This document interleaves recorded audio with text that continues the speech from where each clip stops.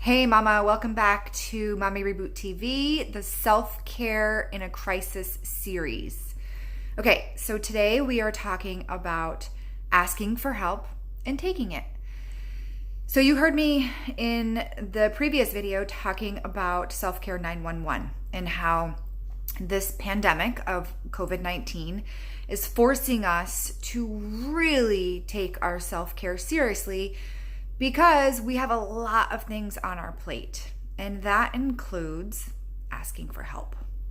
So even though it might not seem like the obvious self-care thing or me time thing, it absolutely 100% is, especially when you're in a crisis. And by the way, a crisis can mean anything. It doesn't have to be COVID-19 or some kind of pandemic.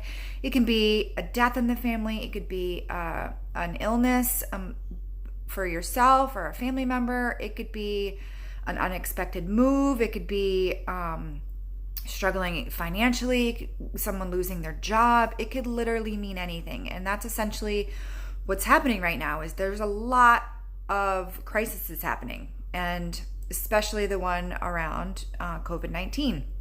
It's kind of like this domino effect.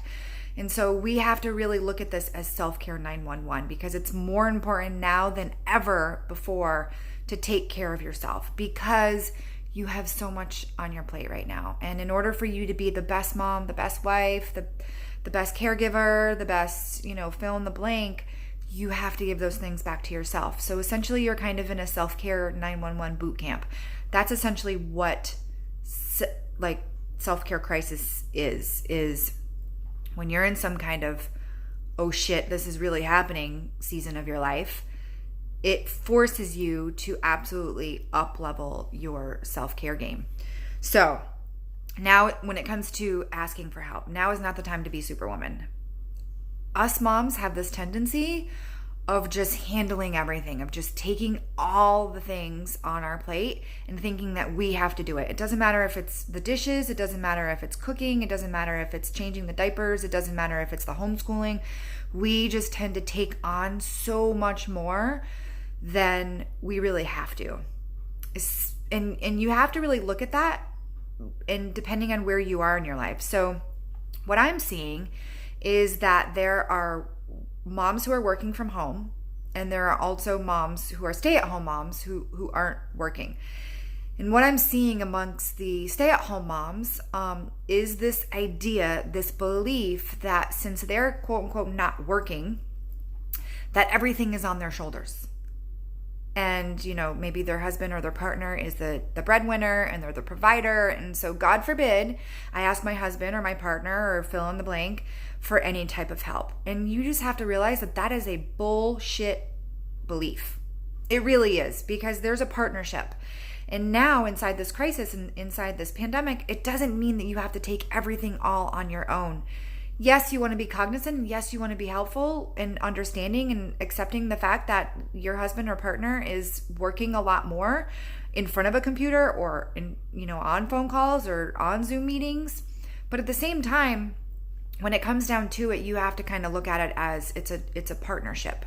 And you are not expected to do everything yourself right now amongst everything else, including homeschooling and cleaning and cooking and all that stuff. So it's okay to ask for help. And it's okay to accept the help. So just give yourself permission. I feel like that's what has to be forced right now, is just giving yourself permission to accept the help. That's it. Because we have so many things on our plate. And it's just a matter of being good to yourself. And you have to kind of ask yourself, what really needs to be done by me right now? And as you're going about your day, as you're doing things, have that question be in the back of your mind. Do I really need to be doing this? And if the answer is no, who could you be delegating it to? Maybe it's your husband, maybe it's your partner, maybe it's one of the older kids. Who knows? But chances are you do not have to do everything yourself. That is a misbelief. And you have to just recognize it as that. Especially now, you are not expected to do everything and be all things to all people right now. You just can't, because, again, you have more things on your plate also. Your life is being turned upside down right now. So just get in tune and ask yourself that question. Do I really need to be doing this? Number one, do I really need to be doing this right now, or can it wait? And then number two, do I really need to be the one doing this, or can I delegate it to someone else? Maybe my husband can help me with this. Maybe he can take out the garbage instead. I know he has a busy day, but maybe he can take out the garbage. And shamelessly standing up and asking.